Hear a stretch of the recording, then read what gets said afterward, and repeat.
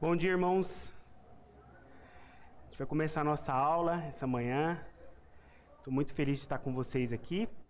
Vamos começar então orando, agradecendo ao Senhor por mais um domingo, onde nós podemos aprender da palavra dele, ser edificado, transformado por sua palavra. Eu gostaria de... Irmão Paulo, pode orar, irmão Paulo, daí? Por favor?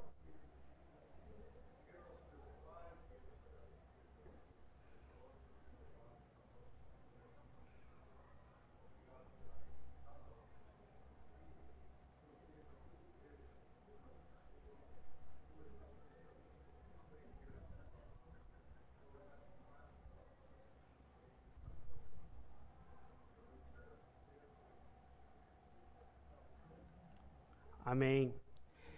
Irmãos, antes de começar a aula, eu queria fazer um agradecimento aos irmãos. Sei que não estão todos aqui, mas os que não estão aqui, depois vocês compartilhem com eles também as boas notícias. A gente fez um bazar no dia 27, ali no Palavra da Vida. Muitos irmãos aqui cooperaram com esse bazar, com doações diversas. E para a glória de Deus, a gente conseguiu ter um bazar de sucesso. Eu não estou com o número exato aqui, mas o valor total do bazar deu por volta de 3.200, por volta desse valor. Para um dia só que a gente fez, está ótimo, né? Então eu quero agradecer vocês, irmãos, os que não estão aqui, avise eles. A gente fez isso juntos, né? Então muito obrigado pela generosidade. Que o Senhor continue abençoando a vida de vocês. E com certeza esse valor vai ajudar muito a nosso recomeço ali no Camboja. Que Deus abençoe. Irmãos, hoje nós iremos continuar falando sobre esse tema que tem sido o tema dessas últimas semanas, desses últimos domingos, na nossa EBD, que é um tema muito profundo, muito belo, mas muito profundo, impactante. Ele é de fato um tema que ele mexe conosco. Eu estudando para essa aula, participando das aulas que passaram e também estudando para essa aula, confesso aos irmãos que eu fui extremamente impactado com esse tema. O que eu li nas escrituras, o que eu vi o pastor Timothy Keller colocar no seu livro, de fato mexeu muito comigo. Então eu venho para essa aula com esse sentimento no meu coração, com essa posição, que aquilo que a gente vai falar essa manhã, nessa 1 hora que a gente tem, é algo que vem da parte de Deus. Algo que para nós seres humanos é inalcançável, se pensarmos em fazer isso sozinho. É algo que somente pela graça é possível fazer. Que é verdadeiramente perdoar. Que é verdadeiramente buscar justiça. E pensando dessa forma, o Espírito do nosso coração, a forma que eu venho aqui e a forma que nós vamos ouvir essa aula, deve ser de tremenda humildade. Em reconhecer as nossas limitações. E reconhecer como o Evangelho ele é profundo, como o Evangelho é poderoso. E como ele pode transformar o nosso coração.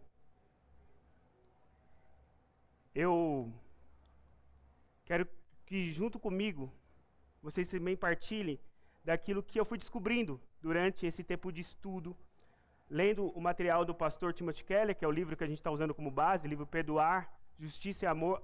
Perdoar, na verdade não é esse o nome do livro, né? Perdoar, deixa eu ver aqui o nome do livro. Não está aqui, mas o título do livro é Perdoar, e ele trata desse tema, né? E eu quero compartilhar com você aquilo que eu tenho descoberto nesse período de estudo. Fique aberto o seu coração para ouvir. E eu creio que Deus irá falar conosco essa manhã. Irmãos, eu estou tratando do capítulo 6 do livro. E o capítulo 6 do livro, ele trata desse tema que vocês estão vendo aí. Justiça.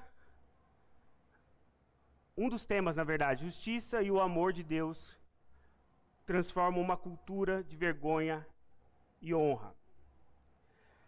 Nós vamos trabalhar 4 temas, esse vai ser o primeiro. E os 4 temas, eles giram em torno desse tema principal, que é a justiça. E quando nós pensamos em perdão, é inevitável atrelharmos o perdão à justiça. Porque, inevitavelmente, o nosso pensamento é, eu irei perdoar aquilo que me fizeram, a ofensa que me fizeram. Mas onde está a justiça nesse perdão? Como eu devo proceder? Eu perdoo, mas onde está a justiça? Onde está a reparação daquilo que foi me feito? Então, para que nós possamos entender de forma mais completa como nós devemos viver uma vida de perdão, de amor, nós precisamos também entender o papel da justiça nisso tudo. Então, esse capítulo basicamente vai falar sobre justiça, e nós vamos olhar cada um desses subtemas, né? O primeiro é a justiça que transforma uma cultura de vergonha e honra. Nós temos, então, para começar, a ideia de um conflito de cosmovisões. Quando nós olhamos e estudamos a antiguidade, pensando em períodos até mesmo antes de Cristo, a forma que as pessoas entendiam que a justiça devia ser aplicada para haver reparação sobre uma ofensa era através da vingança. A vingança era o meio que você podia restaurar a honra. Interessante, quando eu estava estudando, que na antiguidade o pensamento de você ter justiça era o pensamento de você ter a sua honra uma vez imaculada, uma vez ofendida, restaurada.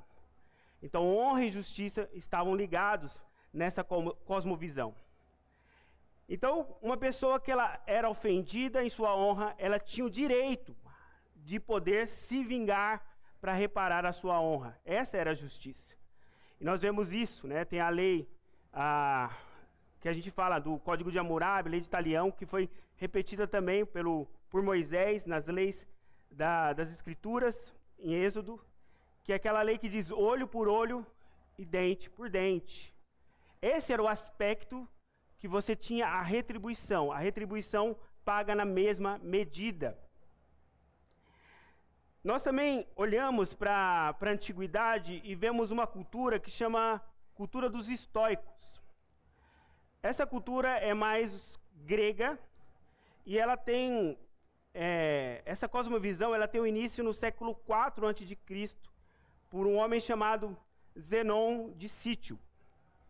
E essa visão basicamente olhava para esse aspecto da vingança e dizia não se deve se vingar. A vingança faz mal para você. O que você deve fazer, na verdade, é ser indiferente. Então, se alguém te causa algum mal, te causa uma ofensa, em vez de você agir para se vingar dessa pessoa, apenas seja indiferente a ela. Apenas ignore, apenas não faça nada. Trate como se não fosse nada aquela pessoa.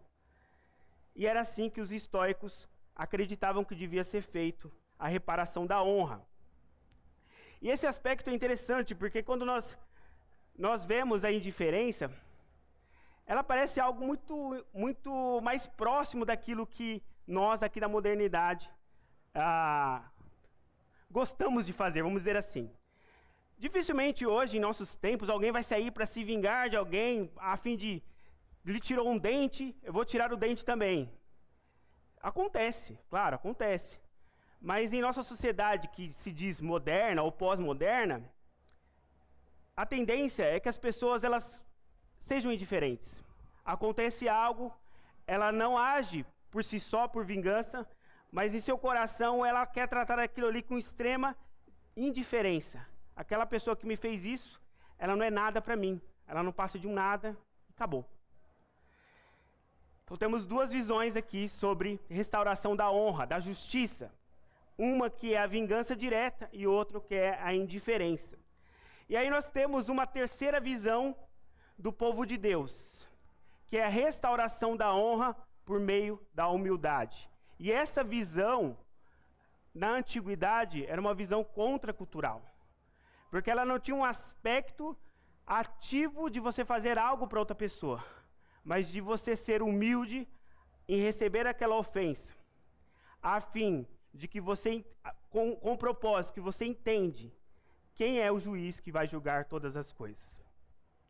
Vamos olhar então aqui dois textos que nós temos aqui em Provérbios. Provérbios 23 e Provérbios 29, 3. Que diz assim: evitar conflitos é motivo de honra para o homem, mas todo insensato se apressa para brigar. Olha como o Provérbios mostra que a pessoa que na verdade está com ânsia de restaurar a sua honra, na verdade ele não passa de um insensato.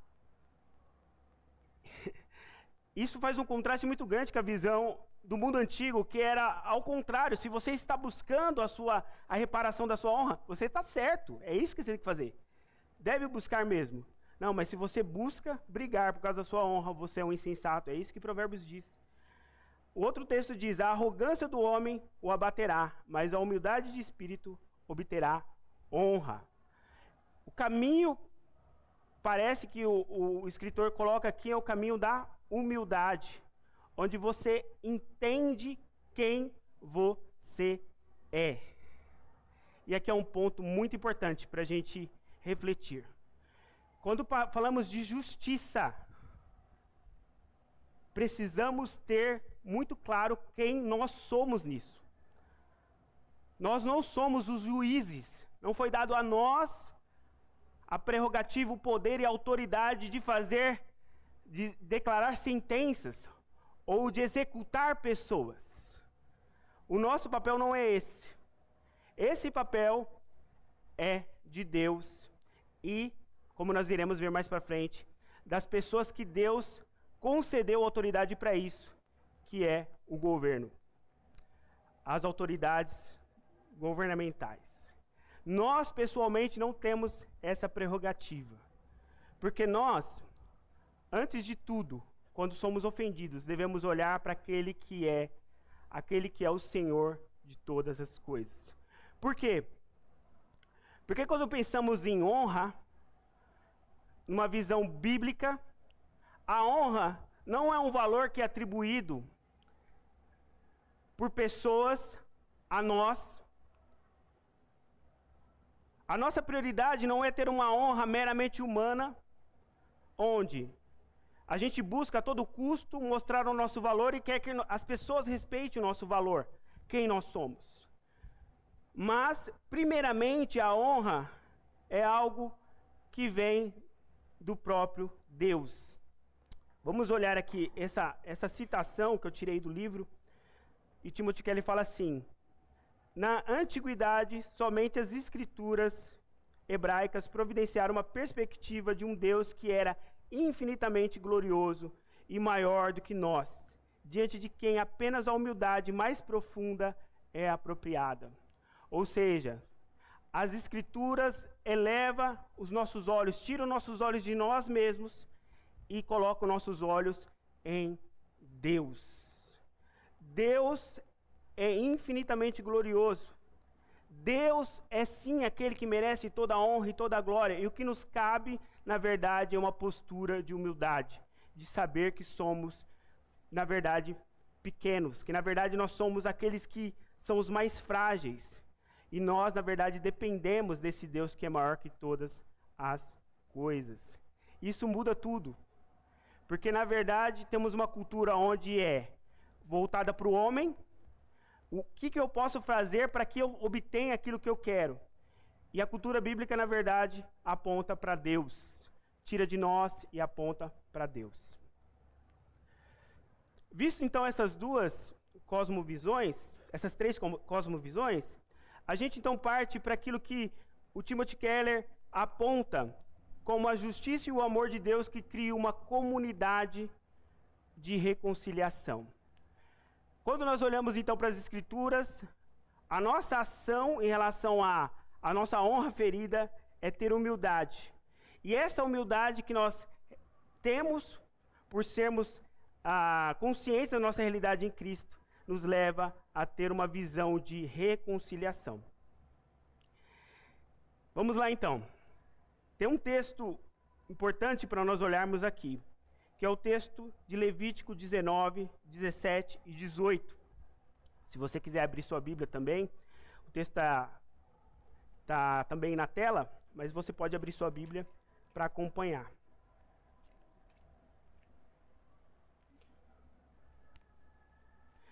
Esse texto é um texto onde ele está inserido num contexto onde Moisés está colocando diversas leis, fazendo um compilado de leis dentro desse bloco em Levítico. E dentro desses compilados de leis que ele está colocando, ele coloca leis a respeito sobre os relacionamentos, as interações humanas. E nós, então, vamos olhar essa porção.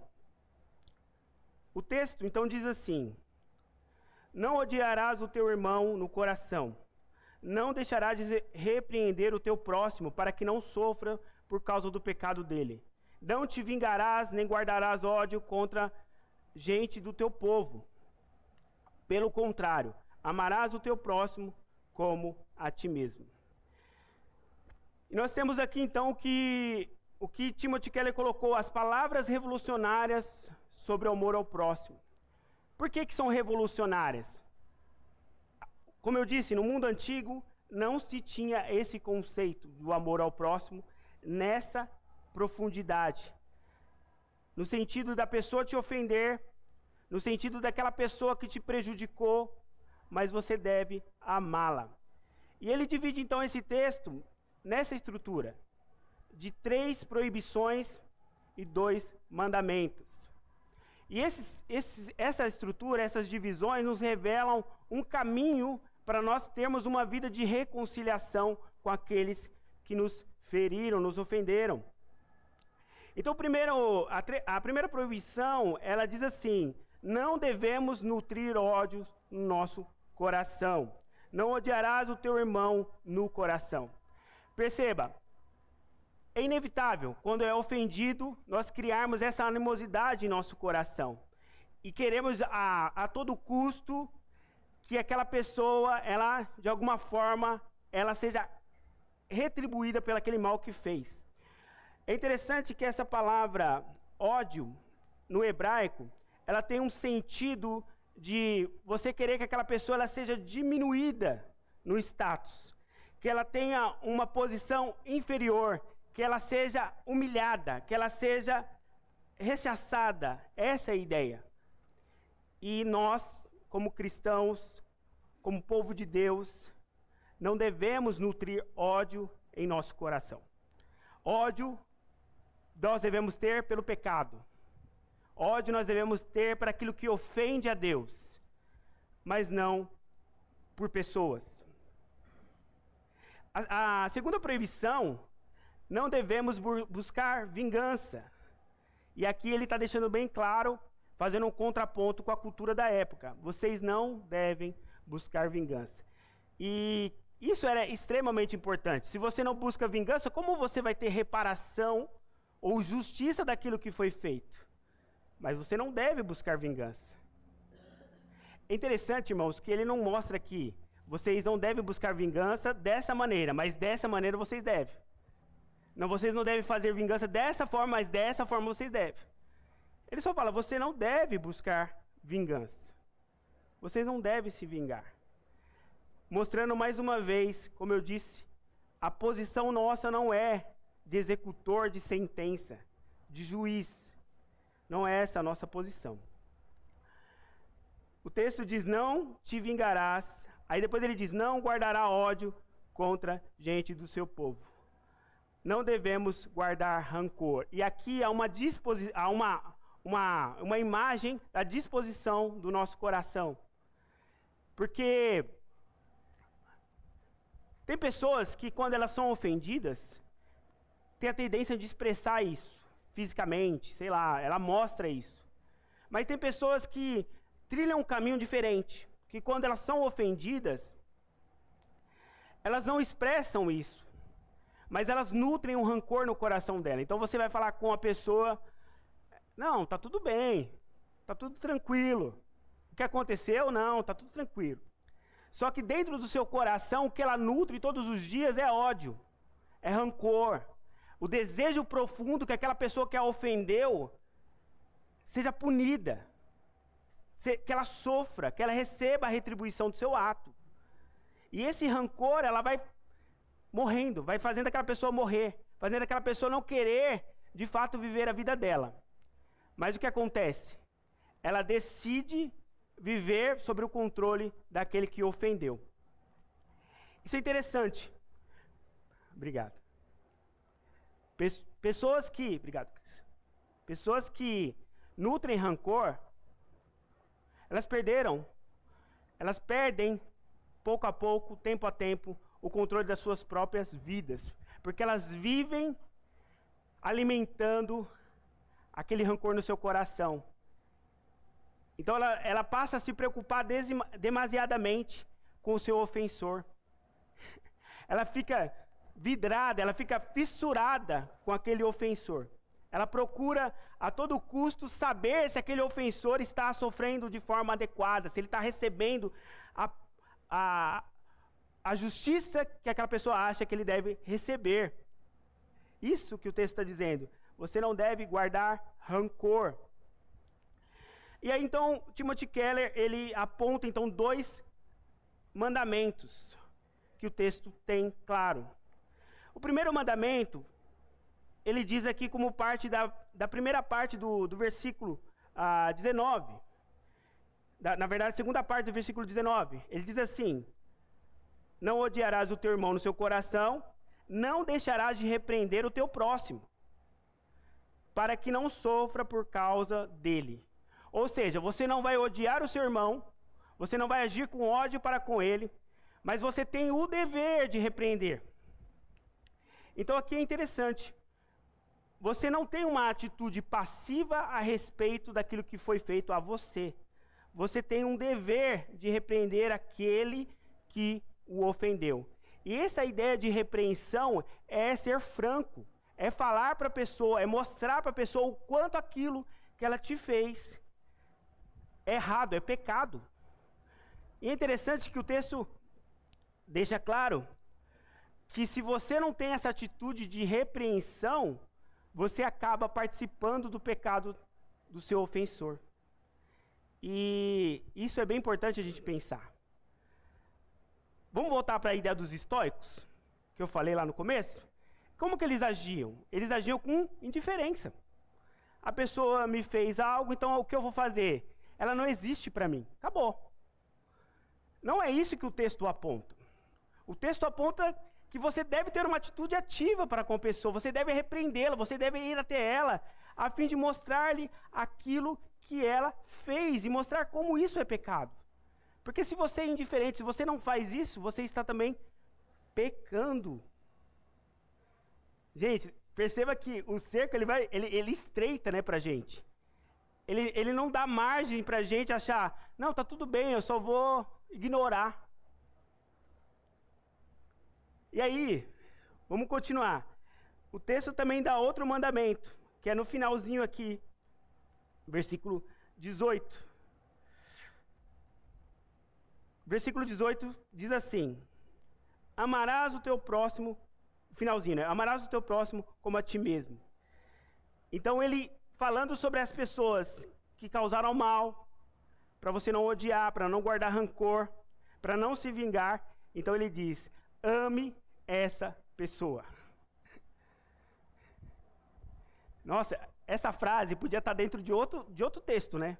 Tipo assim, quando a pessoa for na sua casa e te dar um bolo, te levar uma roupa nova, ame essa pessoa, ame seu próximo. Quando essa pessoa, ela te ajudar, te dando uma carona de carro, ame o seu próximo. Não seria mais fácil? Mas ela está dentro de um texto onde pessoas estão ferindo você. Pessoas estão machucando eu e você. E o texto diz: ame eles. E aqui a gente tem um conceito até teológico de justiça amorosa. Porque ao mesmo tempo que você repreende a pessoa que te feriu com sinceridade, mostrando a ela o pecado dela, você também ama ela. Porque amar não é passar a mão na cabeça e falar, não, tá tudo bem. Não é isso. Não tá tudo bem. O que você cometeu é pecado. O que você cometeu me feriu, feriu outras pessoas. Não tá tudo bem. Mas amar é dizer a verdade, falar e apontar aquilo que fez, mas também apontar para aquilo que pode ser a restauração e a transformação daquela pessoa.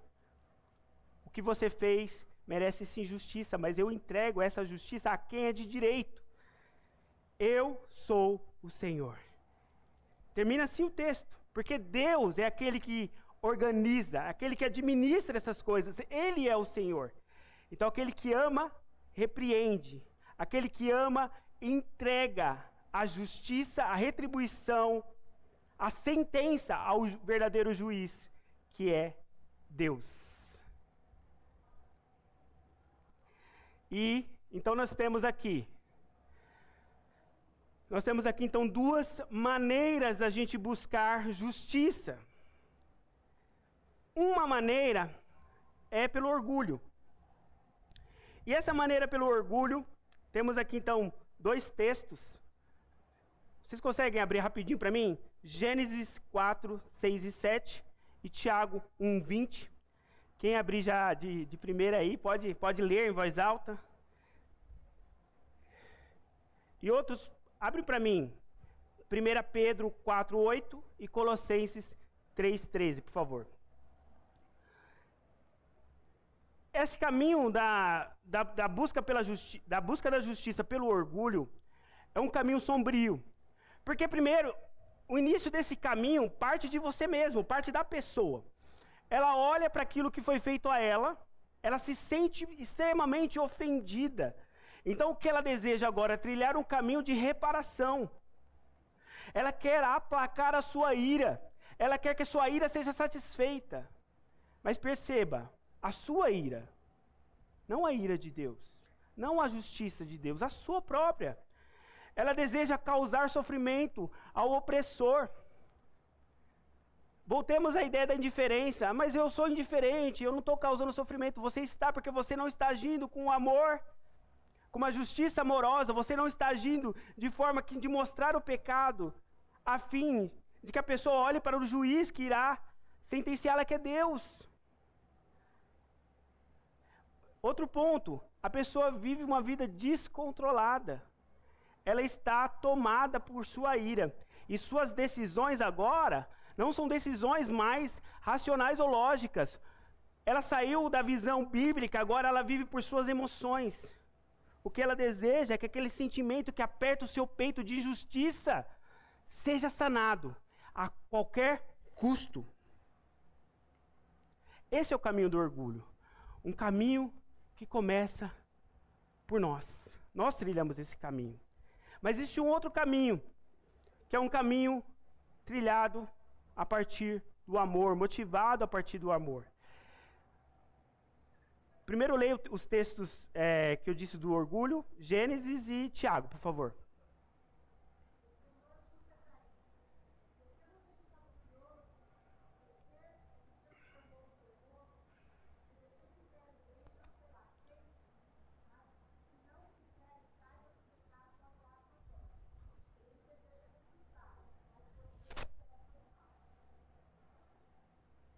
Tiago.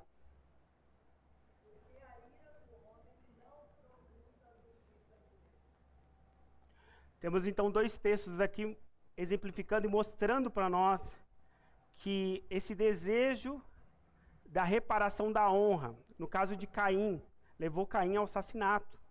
Caim matou o seu próprio irmão, porque ele se sentiu de certa forma envergonhado. E para a reparação dessa vergonha, dessa insatisfação pessoal, ele resolve então matar o seu próprio irmão.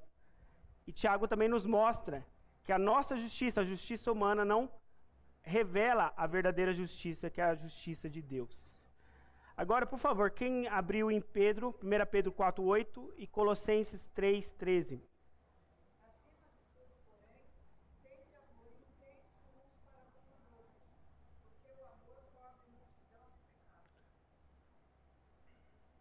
Colossenses, por favor.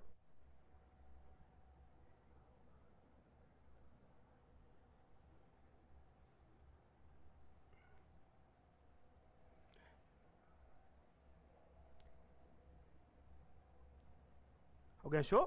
Colossenses 3:13. Pode ler.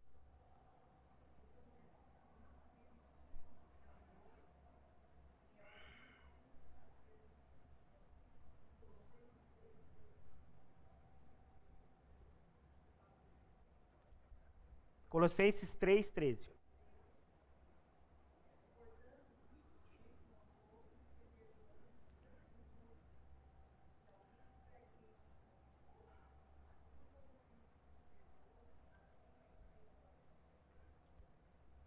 Os textos claramente nos mostram que o caminho para uma vida de fato de perdão, é o caminho onde a gente entende quem somos nós.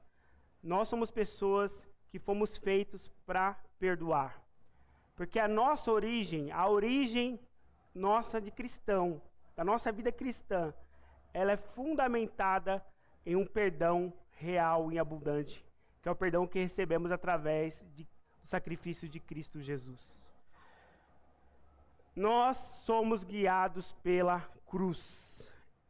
Esse é o caminho que nós trilhamos.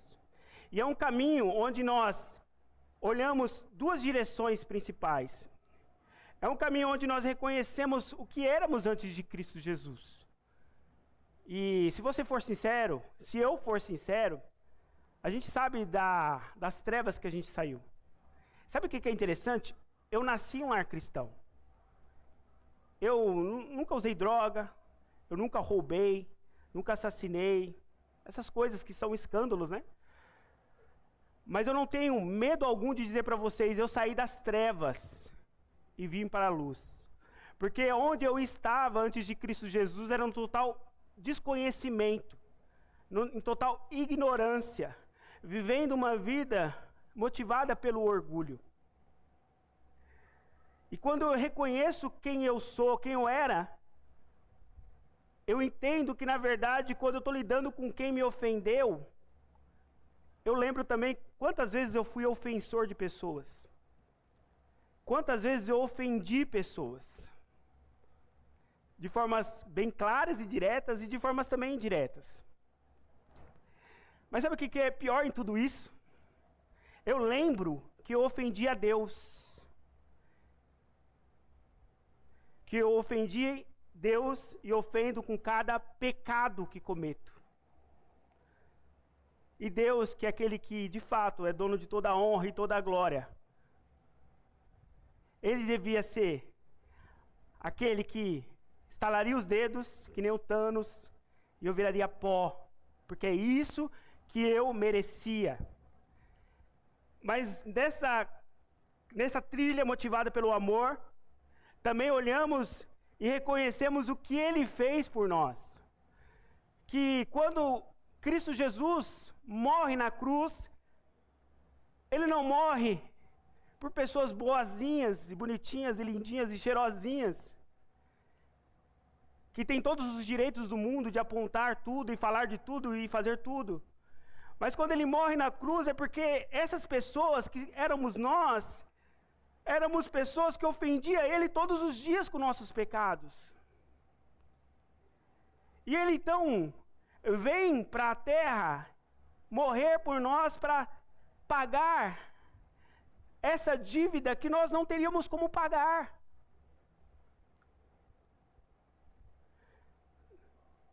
Perceba que não tem a ver com uma dignidade que está em nós, intrínseca. No sentido que, eu era extremamente valoroso para Deus, e não. Claro que nós temos dignidade, claro que nós temos valor. Mas o que está em jogo aqui é que se Cristo não viesse, se Cristo não morresse na cruz, todos nós estaríamos eternamente no inferno. Aquele que, infelizmente, assassinou alguém, e alguém que nunca assassinou alguém, que nunca cometeu um pecado visível a outro, mas dentro do seu coração, no seu íntimo, nutre ódio e rancor por outras pessoas. Essas pessoas estariam no mesmo inferno. Vocês conseguem conceber isso?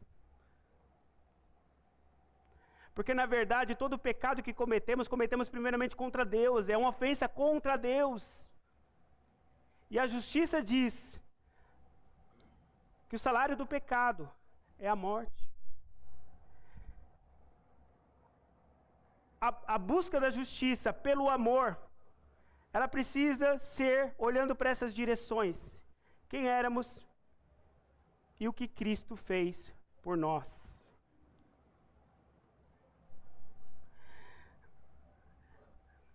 Pode falar.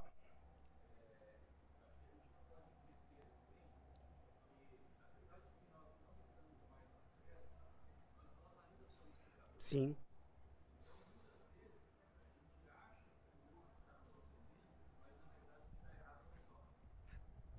Verdade.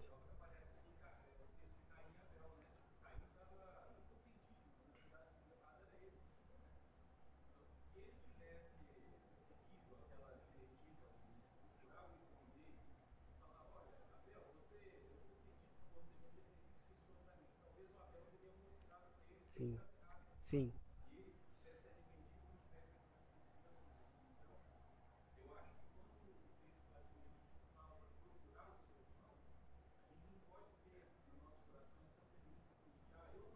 Sim.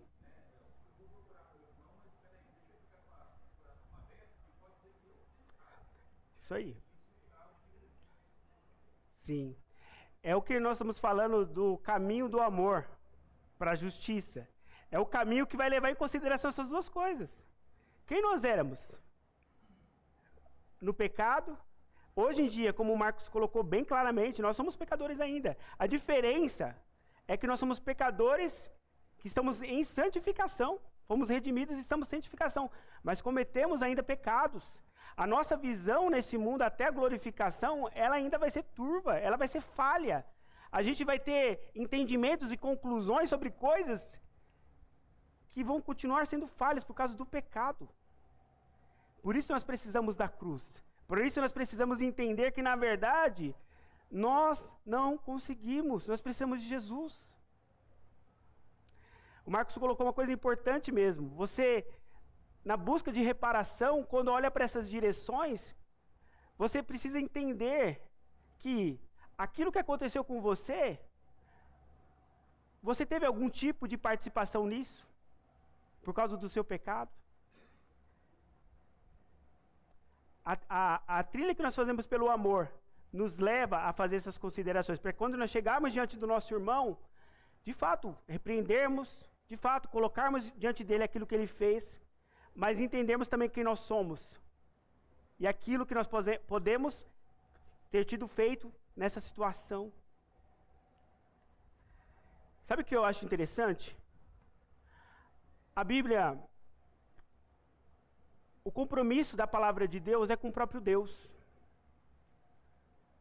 A Bíblia não foi feita para a gente ficar catando textos dela para construir uma ideia nossa, uma ideologia nossa. A preocupação da palavra de Deus, que é santa e inspirada, é revelar o caráter do nosso Deus e aquilo que Ele deseja para o seu povo.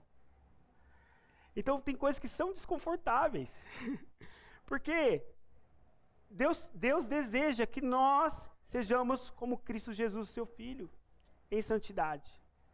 Então fazer essas análises e pensar dessa forma vai causar desconforto em nós. Porque nós temos uma justiça, autojustiça apurada.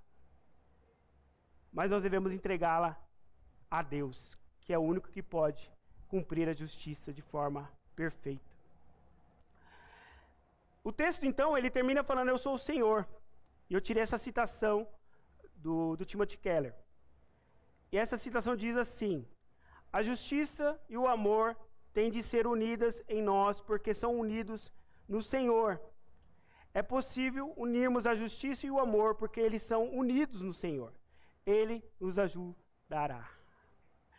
É muito lindo. Porque, de fato, se você olha para os recursos que você tem como humano, é muito difícil, é um caminho pesado para você.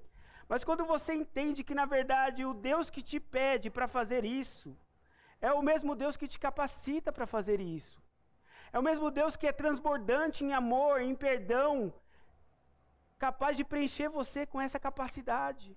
Porque nele há justiça, nele há perdão. Então nós podemos também ter isso, através de Cristo Jesus vivendo em nós. Isso é esperança viva para nós, irmãos. Se você não consegue tirar esse peso das suas costas, você precisa parar e pensar, eu preciso parar e pensar, se de fato nós estamos vivendo da forma que Deus quer que nós vivamos, pelo poder de Cristo Jesus, nosso Senhor. Entrega a justiça na mão de Deus. Terceiro ponto, então, aqui vai ser apenas algumas perguntas e acusações que o cristianismo ele recebe de diversas linhas de pensamentos. E eu gostaria de trazer esses tópicos para a gente pensar um pouco aqui. Vamos falar da justiça e o amor de Deus aplicados ao abuso. Eu trouxe então, uma igreja que esconde abusos. É uma crítica feita à igreja. Líderes que não levam casos de abuso para a justiça, mas preferem resolvê-los internamente.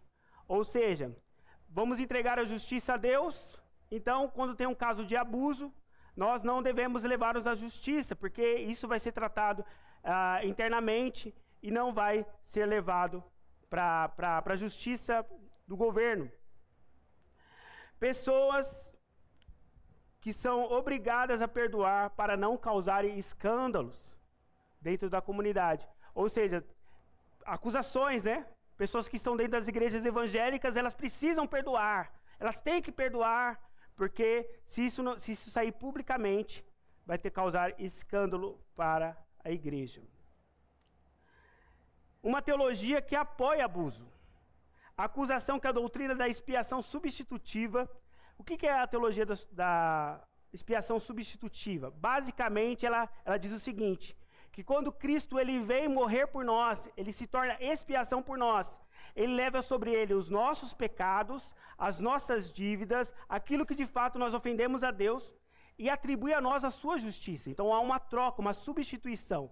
Os nossos pecados sobre Cristo e a justiça de Cristo sobre nós. Essa é a teologia da expiação substitutiva.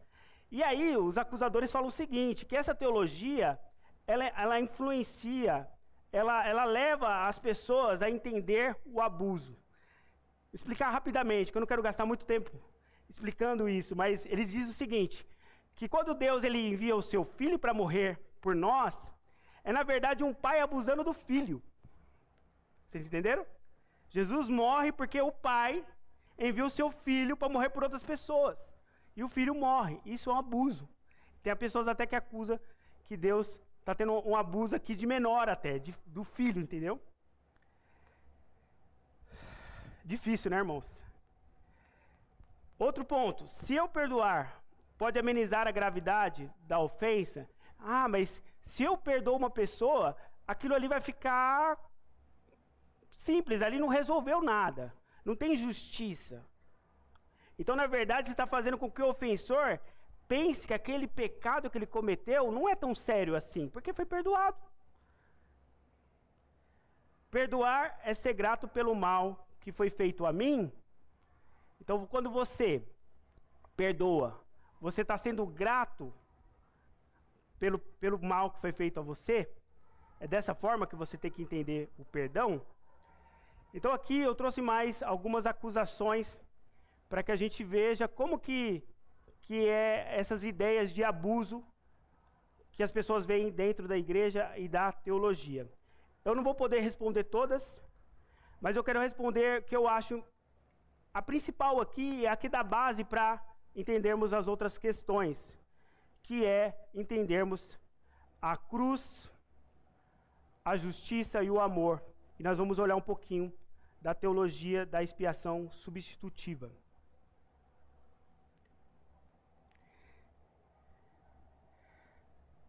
Então, diante dessa acusação que Deus, na verdade, envia seu filho para morrer, e isso ele faz de uma forma abusiva, porque o seu filho precisa morrer para pagar pecados de outros. É um erro enorme, porque eles partem de uma ideia que não é bíblica. Porque quando nós pensamos de Jesus morrendo por nós, como Filho de Deus, nós pensamos isso dentro do aspecto da Trindade, da ideia da Trindade. Em outras palavras, o que isso quer dizer? O Pai, ele envia o Filho a morrer, mas o Filho é Deus. O Pai é Deus e o Espírito é Deus. Quem de fato vem morrer na cruz é o próprio Deus. Deus está se doando, Deus está se entregando a fim de a justiça ser cumprida. Deus não está pegando uma outra pessoa, um outro ser e colocando para pagar a justiça. Ele mesmo está se colocando a fim de pagar a justiça. Esse é o ponto. Jesus é Deus. E ele veio para cumprir a justiça. A cruz mostra que Deus está comprometido com a justiça, tanto com a justiça quanto com o perdão. Não há nenhuma rivalidade nisso. A fim de que quando você olha para a cruz, o que você enxerga? Você enxerga de fato Deus ali sendo castigado, Deus sendo punido, sendo condenado pelo pecado. É Deus que está na cruz. Mas ao mesmo tempo que você olha para a cruz, o que você vê também? Você vê que através daquele sangue, do sangue poderoso de Cristo Jesus, do seu sacrifício expiatório, há perdão, há justificação. Nós vemos então as duas coisas na cruz: perdão e justiça.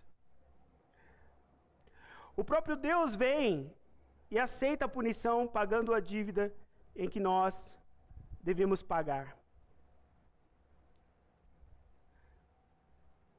Se isso não mexe com você, eu não sei o que vai mais mexer, irmãos. Bem sinceramente. Eu leio isso aqui, eu olho os textos que estão aqui. Nós éramos merecedores de toda a ira. E o próprio Deus, ele vem de forma misericordiosa, graciosa, morrer por nós. Morrer a fim de que nós possamos ter uma vida nova. Ele vem cancelar toda a dívida, todo o pecado, a fim de que nós possamos ter uma vida nele. Eu não sei se você sofre com alguma coisa que você fez de errada, algum pecado que você cometeu, alguma coisa que você fez. Na cruz você encontra o perdão que você precisa. Em Jesus você tem o perdão que você precisa. Em Jesus você vê a justiça de Deus sendo cumprida nele, a fim de que você possa viver uma vida de liberdade do pecado. Ele pagou a dívida. E sabe o que isso é interessante, irmãos?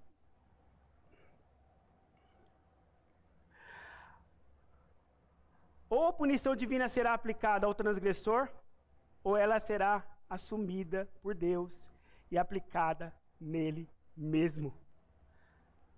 Ou seja, não tenha dúvidas que haverá justiça. Não tenha dúvidas que aquilo que aconteceu com você ou com alguém que você conhece, aquilo que você acha, nossa, mas foi tão injusto. Haverá justiça. Deus não é um juiz iníquo. Ele não vai deixar as coisas do jeito impune. Ou será aplicada no transgressor diretamente, e aí temos duas maneiras de pensarmos isso, ou de forma temporal, nesse período daquilo que nós estamos vivendo aqui na terra, pelo governo, a justiça será aplicada nessa pessoa, ou ela também será punida eternamente com o inferno. A justiça será aplicada. Só que tem um outro ponto aqui. Essa justiça também pode ser assumida por Deus e aplicada nele mesmo. Como você se sente ouvindo isso? Causa um pouco de escândalo em você pensar que aquela pessoa que ofendeu, que feriu, que machucou, que fez coisas graves, a justiça que será levada nela, que será dada a ela, será assumida por Deus. Não estou dizendo que ela não pagará nesse período, que o governo não trará justiça, mas eu estou apontando para a eternidade. Deus assumirá a culpa dessa pessoa. E pessoas que nos ofenderam, e depende do grau, estarão no mesmo céu que a gente.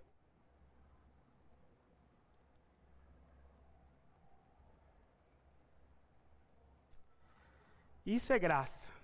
Isso é misericórdia. Isso é graça. Isso é misericórdia. Só que nós precisamos ficar confortáveis com isso. Isso não pode trazer desconforto a nós.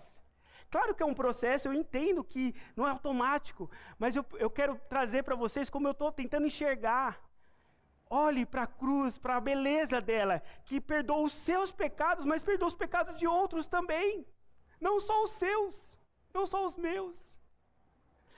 É uma cruz, é um cordeiro, é um Deus, é um Cristo que perdoa até o pior dos ofensores. Como ter prazer nisso? É possível, quando o nosso prazer não está no nosso orgulho, mas está no próprio Deus. A natureza temporal da justiça humana serve como imagem da justiça de Deus. Ele dá ao abusador... desculpa, eu pulei um. Na cruz, a sensação de injustiça da parte da vítima é respeitada como também um desejo de vindicação. Pessoas que estão em Cristo encontram satisfação da justiça e do perdão na cruz, porque elas entendem que ela é suficiente. Ela traz essa satisfação em nosso coração. A natureza temporal da justiça serve como imagem da justiça de Deus. Ela dá ao abusador a oportunidade de ficar frente a frente com a realidade da severidade do pecado.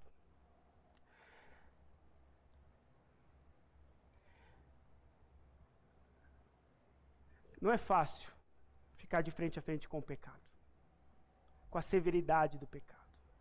O quanto o pecado é prejudicial, o quanto ele é feio, o quanto ele é cruel.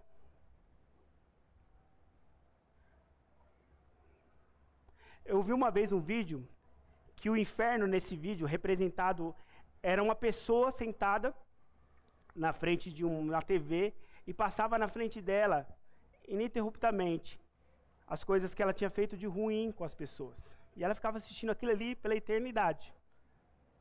Eu achei interessante, claro que o inferno não é isso, mas eu achei interessante isso. Se você pudesse parar e ver as coisas que você fez, faz, que são tão feias, tem coisas que você não pode nem falar, porque é feia demais.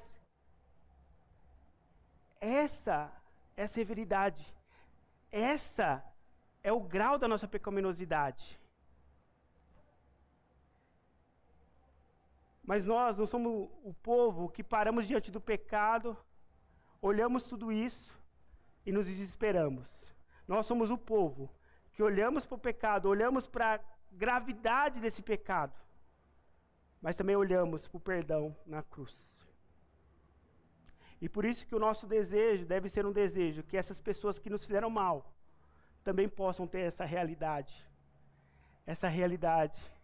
de olhar e falar, da mesma forma que eu fui perdoado, eu quero que essa pessoa seja perdoada em Cristo Jesus. Pode falar.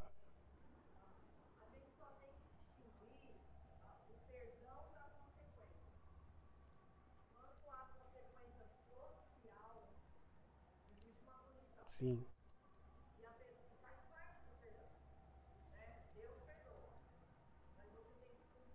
Sim.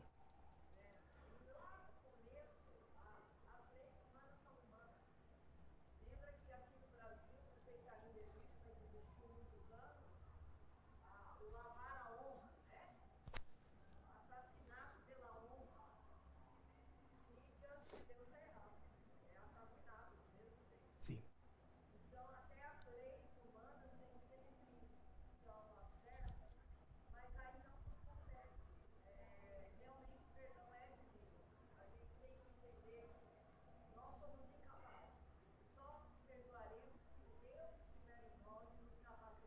Verdade.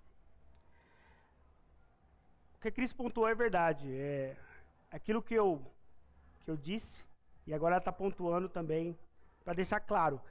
Eu não estou dizendo que a gente não deva buscar que a pessoa ela pague pelo pecado, pelo crime que ela cometeu. Isso é um dever nosso, porque nós, como cristãos, queremos que a justiça seja feita. Queremos que, de fato, a pessoa ela tenha essa ideia, essa vida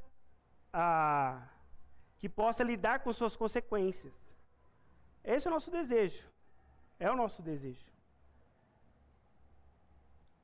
Esse é o ponto.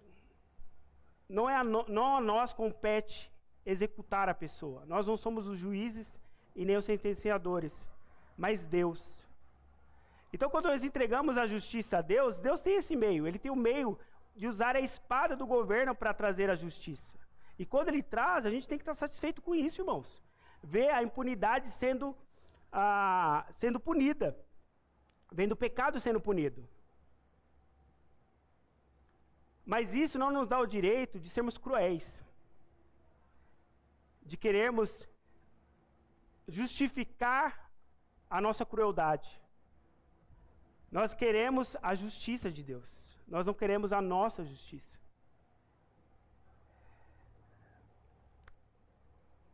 Eu quero... Já estou finalizando aqui. Eu quero ler essa citação. A cruz é o repúdio máximo à ideia de que o poder para ser... A cruz é o repúdio máximo da ideia de que o poder é para ser utilizado para benefício e prazer daqueles que o retêm. Na cruz, as vítimas encontram a estrutura e o fundamento para começarem a entender corretamente os conceitos que foram distorcidos e subvertidos e manipulados durante o abuso. E é por meio disso por meio disso começarem a curar os danos causados pelo abuso. O caminho para nós podermos ter uma restauração em nosso coração é olharmos para a cruz de Cristo Jesus.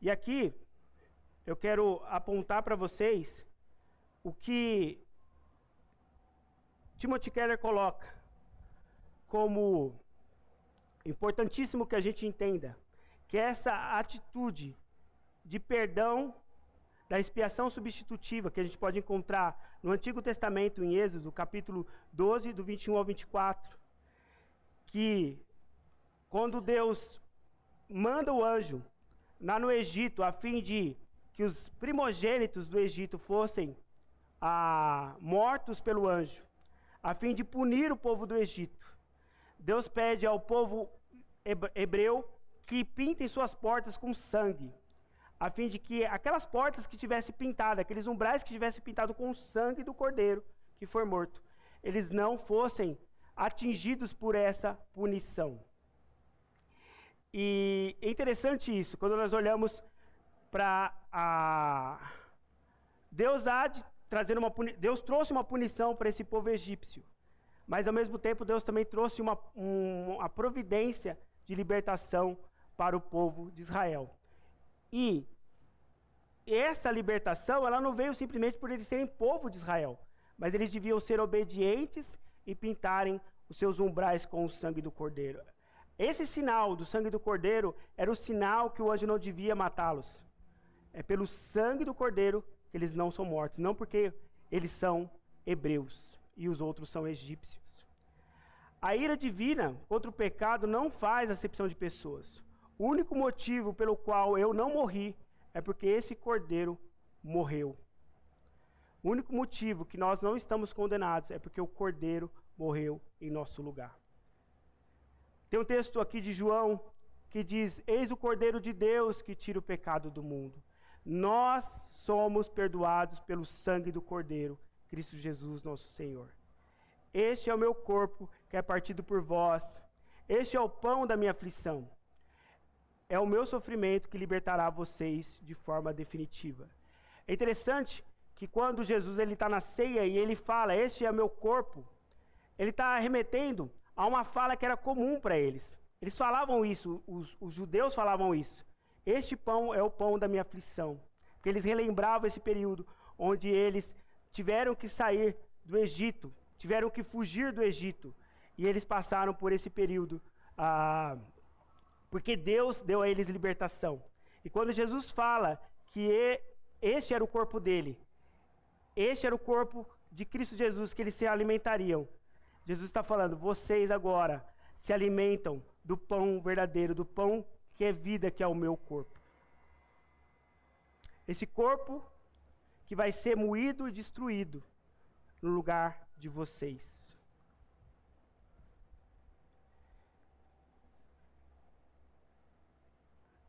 Jesus, ele nos chama a uma vida transformada, a uma vida onde a gente pode descansar nele e confiar que ele é aquele que trará justiça, aquele que trará satisfação ao nosso coração. Esse é o chamado de Jesus, Mateus 11, 28. Vinde a mim todos que estáis cansados e sobrecarregados, que eu vos aliviarei. Vamos confiar no Senhor Jesus. Vamos confiar que Ele trará justiça. E para concluir, por fim, a única possibilidade de relacionamentos serem curados é se tanto a justiça quanto o perdão forem buscados simultaneamente, usando o exemplo da cruz. A cruz mostra à vítima a sua necessidade do perdão, e isso facilita a oferta do perdão a outros. A cruz ajuda os cristãos a deixarem de enxergar os criminosos e abusadores como outros ou fundamentalmente diferentes de nós, pois o mal também reside em todos nós. A cruz nos leva a entendermos que nós precisamos perdoar, porque fomos muito perdoados.